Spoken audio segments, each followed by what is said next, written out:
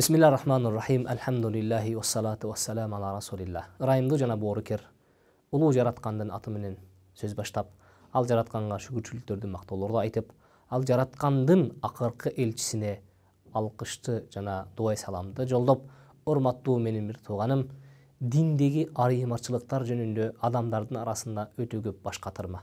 Дин деп аталышы бирөө. Дин деп адамдар баары эле бир дин деп түшүнөт.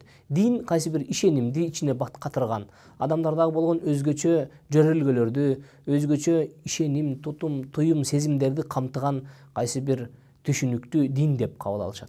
Бирок биз дин дегенде айтып өткөнбүз, дин бул толук мыйзам, Кудай Тааладан сунулган, асмандан жерге багытталган жашоонун эрежеси дегенбиз. Жашоонун эрежеси кимдин колунда болот дегенде, жараткандын колунда гана болгон. Ал өзүнүн пенделерине ыраа көрүнүп сунулган мыйзам. Бирок айырмачылык эмнеде дегенде, биз жогорудагы жолугушууларда айтып өткөнбүз, адамдар канчалык деңгээлде кабылдагандагы, канчалык деңгээлде сактай алган. Маселе ошол жерде. Андыктан келиңиз карап көрөлүк. Жөнөкөй иудаизм динине келип көрөлүк. Жөнөкөй.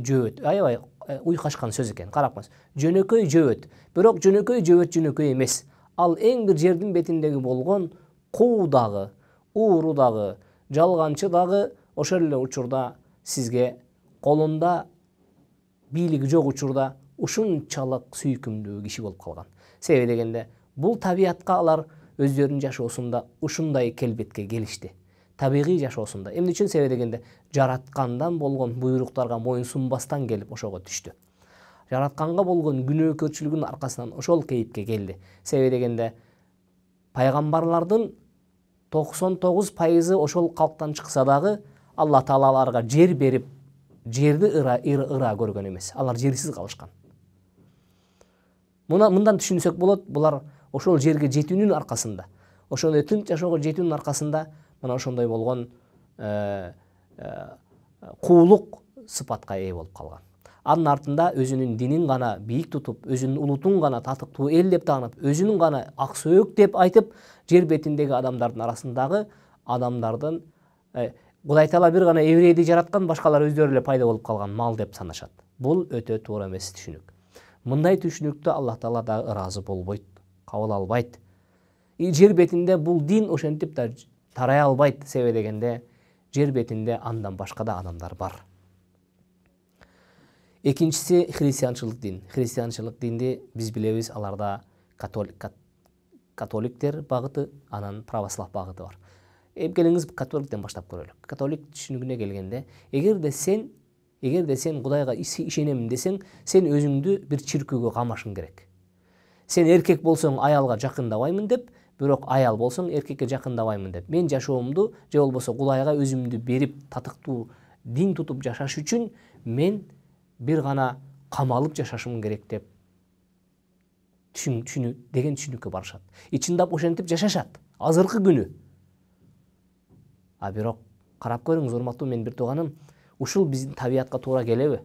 Эгерде мен Кудай Таалага ишенип, ага таянып жашагым келсе, Кудай Таалага сыйынып жашагым келсе, мен өзүмдү үйгө камаган болсом, мен өзүмдү кайсы бир өзгөчө кийимдин ичине салып туруп, өзгөчө чекке киргизип туруп, анан кийин сыйынсам десем, анда адамзаттын баарын ошондой камап салган болсок, анда жашоо каяка калат? Эмне деген жашоого айланат? Адамдар өздөрүн бул дүйнөдө эле дозокко салган болот. Дин бул, биз жогору жакта айттык, бул жашоого ыңгайлаштырып берилген мыйзам деп. Анда биз түшүнөбүз, католик тутунган адамдар, алар өздөрүнүн бузуку же болбосо тайып кеткен түшүнүгүнүн аркасында ошол жашоого барып алышты.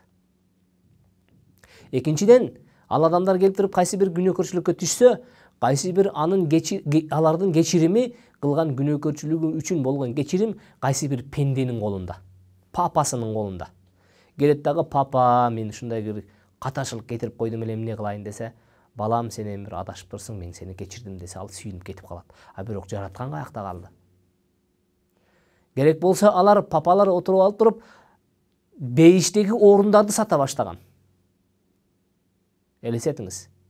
Адамдарды адаштырганда, ошол бейиштеги орунду сатып алайын деп, алар ошол папанын колуна миллиарддаган акчаларды сунган мезгилдер башыбыздан өтүп атат, аларды көрүп атабыз. Аалам башынан өткөрүп атат ошол нерсени. Келиңиз православ багытына келелик. Православ багытына келсек, адам төрөлгөндөн кийин аны алып барып жаш мезгилинде чокунтуп Кудай Таалага баш ийдирет. Ал жаш наристе эми эле төрөлгөн, акты караны биле элек, акыл токтото элек, эчтекени билбейт, кайсыл жака келгенин да билбейт, бирок аны түздөн түз чокунтуп, сен Кудай Тааланын астында окрестился дейт. Ал деген сөз, сен чокундурулдуң, сен Кудай Таалага баш ийдиң. Мындайча айтканда, түздөн түз биз сени мойнуңду бурап баш ийдирип койдук деген. Ал деген сөз наристенин укугун наристе мезгилинде тебелеп салды. Инсанды эч нерсе биле элек мезгилинде анын укугун алар талкалап салды. Экинчиден, ал киши чоңойгондон кийин, акыл тарткандан кийин ата энеси айтат: "Сен эми сени биз паланча чиркөөгө алып барып сени чокундурганбыз. Сен эми ошол чокундурган нерсеге гана баш ийишиң керек. Сен андан чыкпашың керек" деп аны биротоло байлап салат. Андан кийин ал ошол өзү чокунган ача таякка ишенип, ошол сүрөткө таянып, ошону менен мойнуна илип, аны машинесине илип, аны тамына илип, акырында барып көрүнө илип, өзүнүн мүрзөсүнө илип, ошону менен ахиретин жоготуп тыптыйпыл болот. Келиңиз исламга келелик. Ислам эмне кылат? Ислам наристе төрөлгөндөн кийин, төрөлгөнгө чейин ал наристенин жолун оңдойт. Аны никеге тургузат. Ал жарыкчылыкка келгенден кийин кулагына азан айтылып, ат коюлат. Андан кийин ал бала өз эркиндей чоңоет. Акыл токтотот.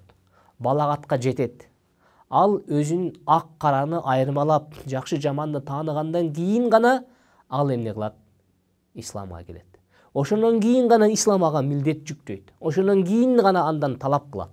Балагатка жетип, акылын токтотуп, ак караны айырмаганга чейин андан эч нерсени ислам талап кылбайт. Эми урматтуу бир тууганым, дин ортосундагы айырмачылык каяктан келип чыкты карап көрүңүз.